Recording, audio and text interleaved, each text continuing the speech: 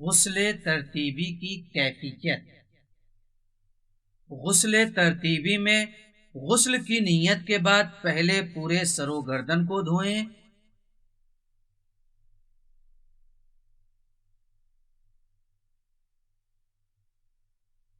پھر بدن کے پورے داہنے حصے کو، اس کے بعد بائیں طرف کے پورے حصے کو دھوئیں۔ سر اور گردن اور جسم کے داہنے اور بائیں آدھے حصے کو بیان شدہ ترتیب سے دھوئیں، چنانچہ جان بوجھ کر یا بھولے سے یا مسئلہ نہ جاننے کی وجہ سے اگر اس ترتیب پر عمل نہ ہو تو غسل باطل ہو جائے گا۔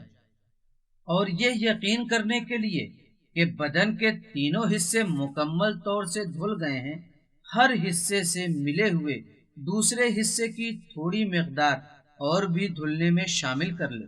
ضروری نہیں ہے کہ بدن کو دھوتے وقت ہاتھ سے ملیں، بلکہ اگر غسل کی نیت سے بدن پر پانی پہنچ جائے تو کافی ہے، چاہے وہ شاور کے ذریعے ہی کیوں نہ ہو۔